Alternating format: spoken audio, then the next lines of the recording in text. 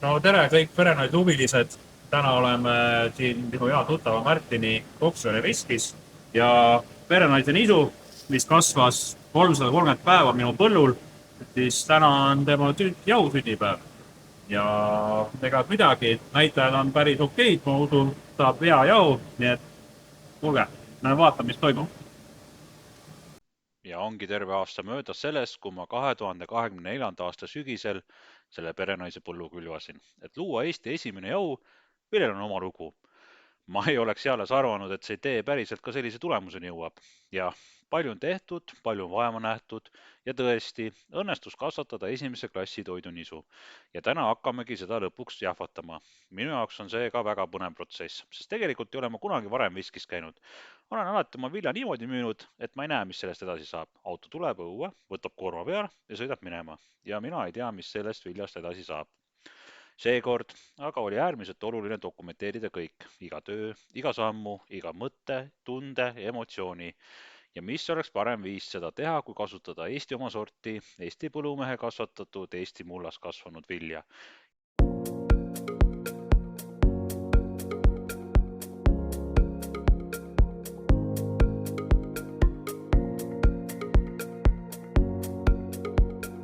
Kõigepealt toimub puhastamine, et vili oleks täiesti puhas, ega satuks sisse mingit võõrkehi ega midagi, mis ei ole nisuga seotud.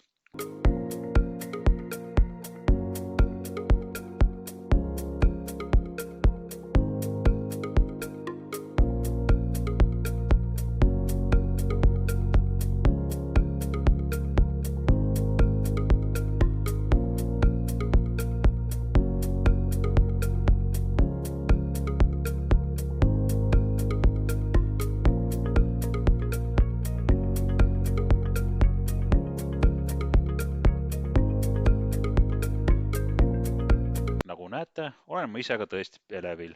Need masinad on päris ägedad ja väga huvitav on näha, kuidas kogu protsess käib.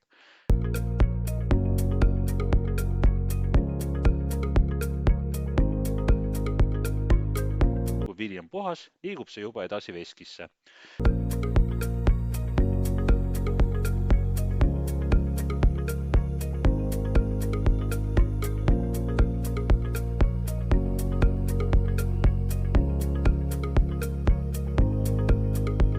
Veskimeister jälgib kogu protsessi pidevalt, kontrollib, mis sealt välja tuleb, milline on fraktsioon ja kas on midagi vaja veel timmida. Tavaliselt on, sest iga partii on veidi erinev, iga sort on erinev ja isegi sama põlluvili võib natukene erineda. Siin on näha ka kogu see materjal, mis terast üle jääb, põhimõtteliselt kliid ja muud väiksemad osad. Need sobivad suurepäraselt loomasöödaks.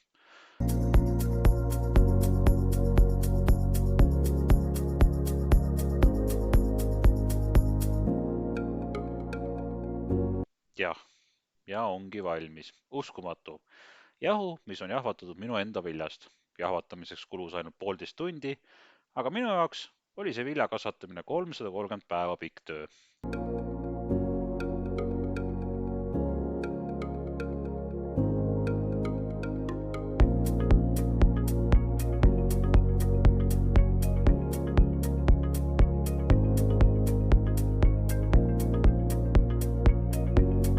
Ja nagu näha, pakitakse jahu kenasti 1-kilostesse kottidesse, kaalutakse ära ja ongi valmis.